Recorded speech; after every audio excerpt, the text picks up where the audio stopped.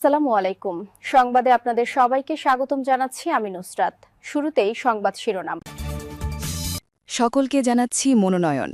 টাঙ্গাইলে বিএনপির দুপক্ষে সংঘর্ষ, আহত ১৫।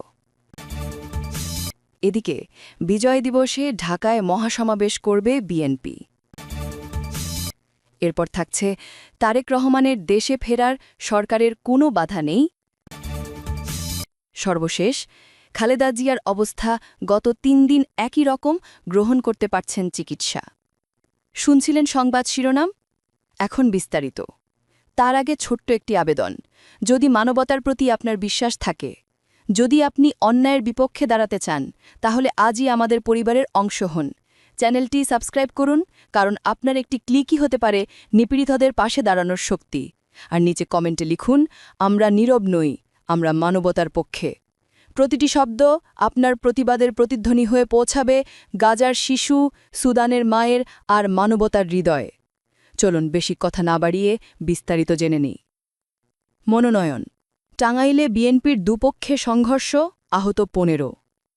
টাঙ্গাইলের দেলদুয়ার উপজেলায় সংসদ নির্বাচনের মনোনয়নকে কেন্দ্র করে বিএনপির দুপক্ষে সংঘর্ষ, ধাওয়া পাল্টা ধাওয়ায় অন্তত ১৫ জন আহত হয়েছেন। শনিবার দুপুরে উপজেলার এলাসিন বাজারে বিএনপির মনোনীত প্রার্থী রবিউল আওয়াল লাবলু এবং মনোনয়ন বঞ্চিত জুয়েন সরকারের সমর্থকদের মধ্যে এ সংঘর্ষের ঘটনা ঘটে বলে দেলদুয়া থানার ওসি শোয়েব খান জানান। বিএনপি নেতাকর্মীরা জানান, টাঙ্গাইলের ৬ নাগরপুর দেলদুয়া আসনে জাতীয়তাবাদী প্রজন্ম দলের সভাপতি জুয়েল সরকারকে বিএনপির মনোনয়ন দেওয়ার দাবিতে মানববন্ধন করেন তার সমর্থকরা। এই সময় সাবেক প্রধানমন্ত্রী খালেদা জিয়ার রোগ মুক্তি কামনা করা হয়। মানববন্ধন শেষে জুয়েল সরকারের সমর্থকরা বাজারে একটি বিক্ষোভ মিছিল বের করেন। একই সময় রবিউল আওয়াল্লাগ্রু সমর্থকরাও মিছিল বের করেন। দুটি মিছিল মুখোমুখি হলে ধাওয়া পাল্টা ধাওয়া ও সংঘর্ষের ঘটনা ঘটে। পরে পুলিশ পরিস্থিতি নিয়ন্ত্রণে আনে। ঘটনার পর এলাকায় থমথমে অবস্থা বিরাজ করছে। এ ব্যাপারে বিএনপির ২ নেতার বক্তব্য জানার চেষ্টা চলছে। দেলদুয়া থানার ওসি শোয়েব খান বলেন, এ ঘটনায় কেউ অভিযোগ দেয়নি। অভিযোগ পেলে তদন্ত সাপেক্ষে আইনগত ব্যবস্থা নেওয়া হবে। এদিকে বিজয় দিবসে ঢাকায় মহাসমাবেশ করবে বিএনপি। বিজয় দিবস উপলক্ষে দেশব্যাপী ১৬ দিনের কর্মসূচি ঘোষণা করেছে বিএনপি। সারা দেশে বিজয় মশাল রোড শো করে ১৬ই ডিসেম্বর রাজধানীর মানিক মিয়া অ্যাভিনিউতে মহাসমাবেশ করবে দলটি। শনিবার সন্ধ্যায় রাজধানীর গুলশানে চেয়ারপারসনের কার্যালয়ে এক সংবাদ সম্মেলনে বিএনপি মহাসচিব মির্জা ফখরুল আলমগীর এই কর্মসূচির কথা জানান। কর্মসূচির মধ্যে রয়েছে ১ ডিসেম্বর থেকে ১৬ই ডিসেম্বর পর্যন্ত দেশব্যাপী বিজয় মশাল রোড শো ও আলোচনা সভা, স্বাধীনতা ও মুক্তিযুদ্ধের স্মৃতিবিজড়িত ঐতিহাসিক স্থান পরিদর্শন, জাতীয় সঙ্গীত, মুক্তিযুদ্ধের গান, দেশাত্মবোধক গান পরিবেশন, বিএনপির প্রতিষ্ঠাতা প্রয়াত রাষ্ট্রপতি জিয়াউর রহমান, দলের চেয়ারপারসন খালেদা জিয়া ও ভারপ্রাপ্ত চেয়ারম্যান তারেক রহমানের বক্তব্যের নির্বাচিত অংশ প্রচার, জাসাসের পরিবেশনায় সাংস্কৃতিক অনুষ্ঠান এবং প্রামাণ্যচিত্র প্রদর্শিত হবে।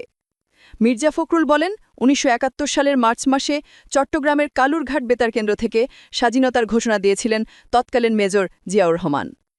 কালুরঘাট আমাদের স্বাধীনতা ও মুক্তিযুদ্ধের অনিবার্য অংশ। এই ঐতিহাসিক কালুরঘাট বেতার কেন্দ্র থেকেই শুরু হবে এবারের বিএনপির বিজয় মাস উদযাপনের কর্মসূচি। তিনি বলেন, ১ ডিসেম্বর বাংলাদেশের স্বাধীনতা ও মুক্তিযুদ্ধের ইতিহাসে স্মৃতিবিজড়িত ঐতিহাসিক স্থান চট্টগ্রামের কালুরঘাট বেতার কেন্দ্র থেকে বিজয় মশাল যাত্রা শুরু করবে। একই দিন তা চট্টগ্রামের বিপ্লব উদ্যানে পৌঁছবে। মশাল বহন করবেন ৭১-এর একজন মুক্তিযোদ্ধা এবং ২৪-এর একজন জুলাই যোদ্ধা। আমরা মনে করি ১৯৭১ সালের মুক্তিযুদ্ধ ছিল দেশের স্বাধীনতা অর্জনের এবং ২০২৪ সালে হল দেশ ও জনগণের স্বাধীনতা রক্ষার। ১৬ দিনে কর্মসূচির বিস্তারিত তুলে ধরে মির্জা ফখরুল বলেন, বিজয় মশাল রোড শো ও সমাবেশ চট্টগ্রাম থেকে শুরু করে পর্যায়ক্রমে কুমিল্লা, সিলেট, ময়মনসিংহ, বগুড়া, রংপুর, রাজশাহী, খুলনা, বরিশাল, ফরিদপুরে হবে। প্রতিটি বিভাগে মশাল বহন করবেন ৭১-এর একজন মুক্তিযোদ্ধা এবং ২৪-এর একজন জুলাই যোদ্ধা। তিনি জানান, একটি নিরাপদ, সমৃদ্ধ এবং গণতান্ত্রিক বাংলাদেশ বিনির্মাণে বিএনপির ৩১ দফা কর্মসূচি জনগণের সামনে তুলে ধরা হবে। এই পুরো আয়োজনে বিএনপির থিম সং সবার আগে বাংলাদেশ, এই গানটি গাওয়া হবে। দেশের সব বিভাগ ঘুরে বিজয় মশাল সবশেষে ১৬ই ডিসেম্বর ঢাকায় এসে পৌঁছবে। ওই দিন ঢাকার মানিক অ্যাভিনিউতে মহাসমাবেশ অনুষ্ঠানের মধ্য দিয়ে শেষ হবে বিজয় মাসের বিজয় মশাল রোড শো। সর্বশেষ তারেক রহমানের দেশে ফেরায় সরকারের কোনো বাধা নেই। দেশে ফেরা নিয়ে তারেক রহমানের বক্তব্যের প্রতিক্রিয়া জানিয়েছেন অন্তর্বর্তী সরকারের প্রধান উপদেষ্টার প্রেস সেক্রেটারি শফিকুল আলম। শনিবার বিকেল ৫টার দিকে তার প্রেস সেক্রেটারি তার ভেরিফাইড ফেসবুক পেজে দেওয়া এক পোস্টে তিনি এই কথা বলেন। এক ফেসবুক স্ট্যাটাসে তিনি বলেন, তারেক রহমানের আজকের বক্তব্য যে এখনই দেশে ফেরার বিষয়ে সিদ্ধান্ত নেওয়ার সুযোগ তার জন্য অবারিত ও একক নিয়ন্ত্রণাধীন নয়।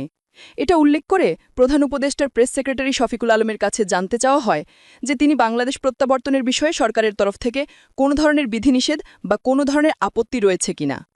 প্রেস সেক্রেটারি জানান, এ ব্যাপারে সরকারের তরফ থেকে কোনো বিধিনিষেধ বা কোনো ধরনের আপত্তি নেই। তিনি আরও উল্লেখ করেন, বেগম খালেদা জিয়ার শারীরিক অবস্থা নিয়ে প্রধান উপদেষ্টা মোহাম্মদ ইউনূস ইতিমধ্যেই গভীর উদ্বেগ প্রকাশ করেছেন এবং তার জন্য দেশবাসীর কাছে দোয়া চেয়েছেন। উল্লেখ্য, সাবেক প্রধানমন্ত্রী ও বিএনপি চেয়ারপারসন বেগম খালেদা জিয়া রাজধানীর এভারকেয়ার হাসপাতালে সিসিইউতে চিকিৎসাধীন আছেন। এমন সংকটকালে মায়ের পাশে ছিলে বিএনপির ভারপ্রাপ্ত চেয়ারম্যান তারেক রহমান দেশে ফেরা নিয়ে তার নিজের অবস্থান জানিয়ে বলেন, এমন সংকটকালে মায়ের স্নেহস্পর্শ পাবার তীব্র আকাঙ্ক্ষা যে কোনো সন্তানের মতো আমারও রয়েছে। তবে তিনি জানিয়েছেন, অন্য আর সবার মতো এটা বাস্তবায়নের ক্ষেত্রে আমার একক সিদ্ধান্ত গ্রহণের সুযোগ অবারিত ও একক নিয়ন্ত্রণাধীন নয়। সংবেদনশীল এই বিষয়টি বিস্তারিত বর্ণনার অবকাশও সীমিত। রাজনৈতিক এই পরিস্থিতি প্রত্যাশিত পর্যায়ে উপনীত হওয়া মাত্রই স্বদেশ প্রত্যাবর্তনে আমার সুদীর্ঘ উদ্বিগ্ন প্রতীক্ষার অবসান হয়ে বলে আমাদের পরিবার আশাবাদী।